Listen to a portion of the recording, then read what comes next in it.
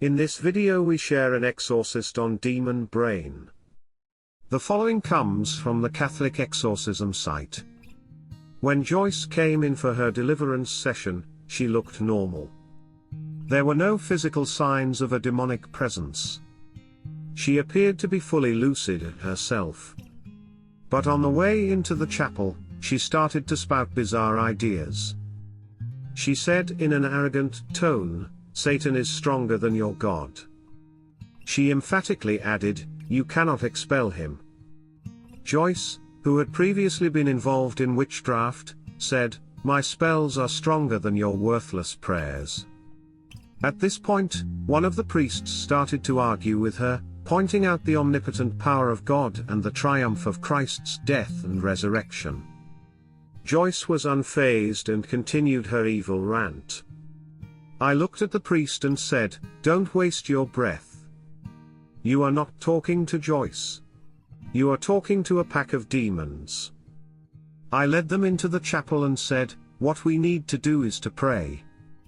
When a demonic presence takes over control of a person's physical body, there are typical signs. For example, the body will react strongly to sacramentals such as holy water, crucifixes, or the prayers themselves. There may be pains in different parts of the body, especially where the demons are particularly active. Also, there may be marks such as scratches, bruises, lumps that move, and/or burn marks, and more. But sometimes demons manifest without physical signs. Rather, they infect the person's brain. The person starts thinking like demons, a state which our team calls demon brain. In the midst of a bout of demon brain, many times people are not aware of it and do not realize the source of their evil thoughts. But our team recognizes that the demons are exercising some control over the afflicted people's minds when out of their mouths comes typical demonic thoughts and ideas. Some common examples of these demonic obsessions or demon brain are arrogant, haughty denigration of others, especially priests/church. Statements exalting Satan's power and dismissing God's providence. Statements exalting the power of pagan gods or demons, the power of their witchcraft and occult practices. Intense uncharacteristic feelings of despair and thoughts of suicide. Intense depressive and dark emotions. A consuming narcissistic rage. Extreme feelings of abandonment, rejection and/or hopeless isolation. An alert, experienced exorcist will recognize when a client is manifesting such demonic obsessions, or demon brain, even if there are no physical manifestations.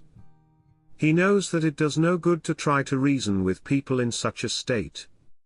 Only deliverance prayers are effective. Rather than argue with them, an exorcist will launch directly into the prayers. Most people do not suffer from intense demonic obsessions. But when I listen to what comes out of people's mouth on the street, I sometimes hear the voice of Satan.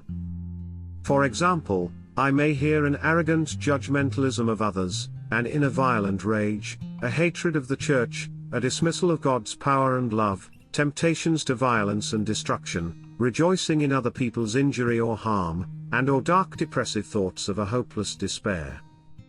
When I hear these, I hear the voice of Satan. Sadly, it suggests that such people are increasingly under the evil one's power. As Ephesians 4:29 says, "Let no evil talk come out of your mouths, but only what is useful for building up, as there is need, so that your words may give grace to those who hear." Learn more at Father Stephen Rossetti's Exorcist site. Thank you for supporting my channel. May God bless you and keep you. Our Lady, Queen of Peace, pray for us.